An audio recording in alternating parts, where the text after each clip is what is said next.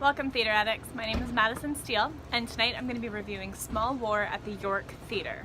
From what I've read about the plot of this show, essentially it takes place in World War I, and it sounds like a really well-researched play.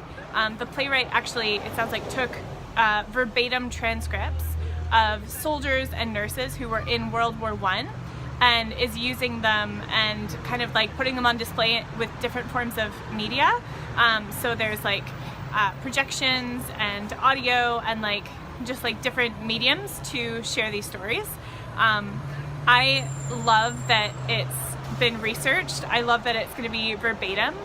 Those are some of the most powerful stories, in my opinion, is when people really put the work in and, you know, take it that one step further to make it a real experience for us who get to go see it. So even though I'm like super excited to go see this play because it sounds like it has been researched a lot and like there was quite a bit of work put into the concept of the play, I'm a little bit nervous. The reviews are all really, really good that I read, but they also use words like haunting and total horror to describe the show. So we'll see how that goes. I'm hoping that I'm not gonna, you know, be totally disturbed or upset coming out of the show. It is obviously heavy subject matter, World War I. Yeah, who knows? Who knows? We'll see. Haunting and total horror. It'll be interesting. Okay, thanks, theater addicts. I'll see you after the show. Hey, theater addicts. So I'm back and I have a little bit more information about the show and the group of people who put it together and what it's all about.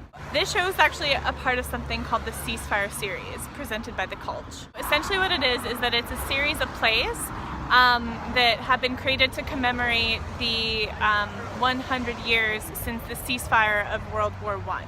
I'm just going to read this straight from the program because I cannot make my brain work. So it's an exploration of war to commemorate the 100th anniversary of the armistice of World War I. So basically each of these plays in this series uses a different means to talk about war and where we've been and where we are now. This show was super fascinating for a number of reasons. Foremost, the use of technology was awesome. It was super, super interesting. Essentially, they used projections of the one performer and layered them on top of each other, so it was like we were watching 6, 7 different performers, but it was really just one man who did the show a bunch of different times, recorded himself, and then had it projected onto the screen. And the other cool thing about that was that all the different projections of himself were interacting with each other. They were singing together, they did like a cappella harmonies. It was super fascinating. And even though the subject matter was obviously very intense, and you know, it was about war, and war is the worst thing ever, and this was a very strong reminder of that. The way that it was produced was so interesting and engaging that I kind of was able to digest it all, because there was also so much else that was happening that could keep my attention other than just, you know, the descriptions of war. I really, really, really appreciated how well thought out this piece was. I felt like using the verbatim content from people, and also it was verbatim content not just from World War I, but it was from a bunch of different wars all across time, all across human time, because as long as there's been humans, there's pretty much been war. So, you know, the production company and the performer and creator of this piece pulled out a bunch of found texts from all these different people who had been through war and put it together in this super fascinating, engaging way that told a story that was, it was linear, you know, like he made it into something else. And it was super effective. And not only that, but you know, you can see how much time and research and care was put into this production and into the creation of this production, and I appreciate that so much.